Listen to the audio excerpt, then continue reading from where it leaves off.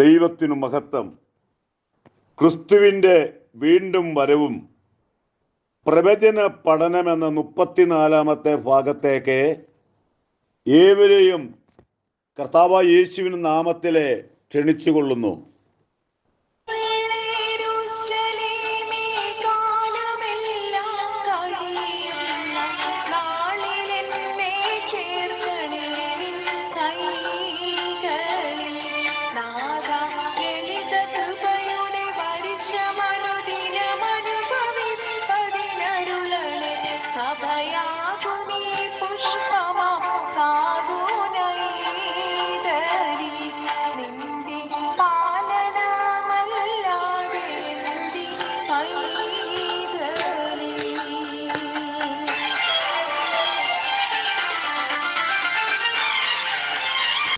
നമ്മുടെ കർത്താവിൻ്റെ വരവിൽ നടക്കുന്ന പ്രധാനമായ 5 കാര്യങ്ങളിലെ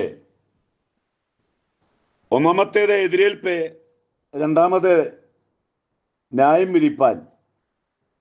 വിധിപ്പാനുള്ളതിൽ 3 ഭാഗം ഞാൻ പറഞ്ഞു. അത് 4-5 എന്നൂടെ പറയാൻ താല്പര്യപ്പെടുകയാണ്. ദൈവം ന്യായം വിധിക്കുമ്പോൾ സാക്ഷികളെ നിരത്തേണ്ട ആവശ്യമാണ്.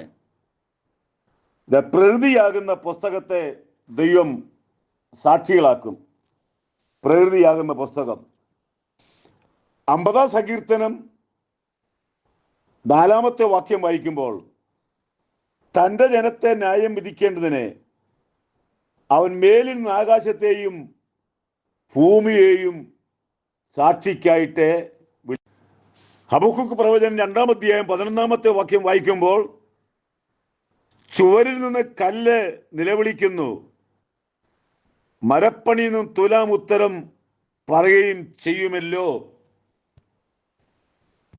ആവർത്തന പുസ്തകം 30-ാം അധ്യായം 19-ാമത്തെ വാക്യം വായിക്കുമ്പോൾ ജീവനും മരണവും അനുഗ്രഹവും ശാപവും നിങ്ങളുടെ മുമ്പിൽ വെച്ചിരിക്കുന്നു. നോക്കിക്കോണം, നമ്മുടെ മുൻപിൽ നന്മയുണ്ട്, തിന്മയുണ്ട്. ഏതും തിരഞ്ഞെടുക്കാനുള്ള അവകാശം നമുക്കുണ്ട്. അടുത്ത പറയുന്നത് ആകാശത്തെയും ഭൂമിയെയും സാക്ഷി വയ്ക്കുന്നു. അതുകൊണ്ട് നീയും നിന്റെ സന്തതിയും ആയുള്ളവരെ ഈ സത്യമനുസരിച്ച് മുന്നോട്ട് പോകുക എന്നാണ് മോശ വർഷങ്ങൾക്ക് മുമ്പേ പറഞ്ഞിരിക്കുന്നത്. പ്രകൃതിയാകുന്ന പുസ്തകത്തെ വിളിക്കും. ലോകത്തിലാർക്കും ഒരു വാക്കുപോലും ഞങ്ങൾ അങ്ങനെ ചെയ്തില്ല എന്ന് പറയുവാൻ ഒരിക്കലും സാധ്യമല്ല. ആയതിനാൽ എന്നെ കേൾക്കുന്ന പ്രിയപ്പെട്ടവരെ, ദൈവത്തിൻ്റെ ന്യായവിധി എന്ന് പറയുന്നത്, ന്യായവിസ്താരം എന്ന് പറയുന്നത് ചെറിയൊരു കാര്യമല്ല എന്നുള്ള കാര്യമാണ് ഇതിലൂടെ പറയുന്നത്. അനവധി ആളുകളുടെ വേറൊരു ചോദ്യമുണ്ട്. കാട്ടിൻ്റെ ഉള്ളിൽ താമസിക്കുന്നവരെ, മനുഷ്യരുമായിട്ട് യാതൊരു ബന്ധമില്ലാത്തവരെ എങ്ങനെയാണ് ന്യായം വിധിക്കുന്നത്? അത് മാന്യമായ ഒരു ചോദ്യമാണ്. അവർ പുറലോകവുമായിട്ട് ബന്ധമില്ല. മൃഗങ്ങളെപ്പോലെ മാത്രം കാട്ടിൻ്റെ ഉള്ളിൽ താമസിക്കുന്ന മനുഷ്യ ജീവിതങ്ങളുണ്ട്. അവര് പുറലോകവുമായിട്ട് ഒരു ബന്ധമോ ഒന്നുമില്ല. അവരേശുവിനെ പറ്റി അറിയുന്നില്ല. അവരെ എങ്ങനെ ആയിരിക്കുന്ന ചോദ്യം നൂറുകണക്കിന് ആളുകളുടെ ചോദ്യമാണ്. എന്നാൽ ഒരു കാര്യം നമ്മൾ മനസ്സിലാക്കണം, നമുക്ക് ദൈവം തമ്പുരാൻ വെളിപ്പെടുത്തി തന്നത് അതനുസരിച്ച് ജീവിക്കുക എന്ന ദൈവത്തിൻ്റെ കാര്യപദ്ധതിയിലെ പല കാര്യങ്ങൾ ദൈവം ക്രമീകരിച്ചിരിക്കുന്നു. 5-ാമത്തെ പുസ്തകം ഹാജരാക്കും.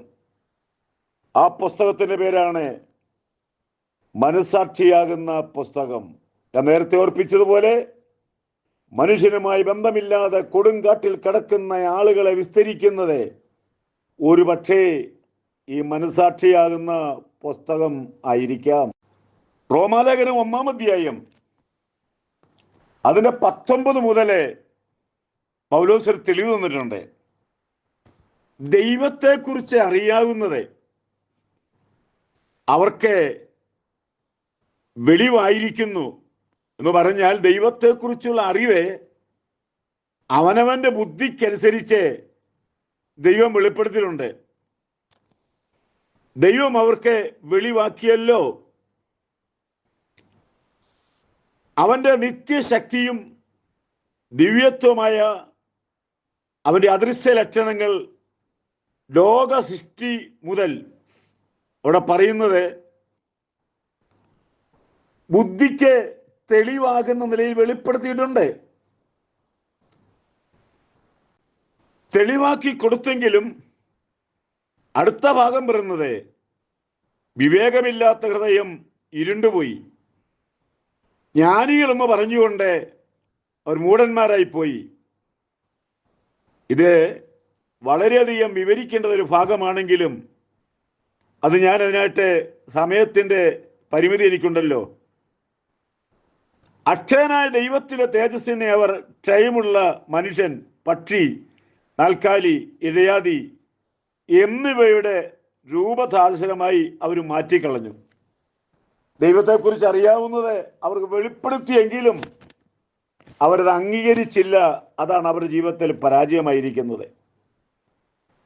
19-ാം സങ്കീർത്തനം 1-ാമത്തെ വാക്യം പറയുമ്പോൾ ആകാശം ദൈവത്തിന്റെ മഹത്വത്തെ വർണ്ണിക്കുന്നു. ഏത് മനുഷ്യൻ നോക്കിയാലും അവൻ മുകളിലോട്ട് നോക്കുമ്പോൾ കോടിക്കണക്കിന് നക്ഷത്രങ്ങൾ അതതിൻ്റെ സ്ഥാനത്ത് സഞ്ചരിച്ചുകൊണ്ടിരിക്കുന്നു. ഒന്നിനും കേടുപറ്റാതെ ഓടിക്കൊണ്ടിരിക്കുന്നു. കോടി നക്ഷത്രങ്ങളെ എത്രയായിരം വർഷങ്ങളായി തേയ്മാനമില്ല, കേടുപാടുകളില്ല.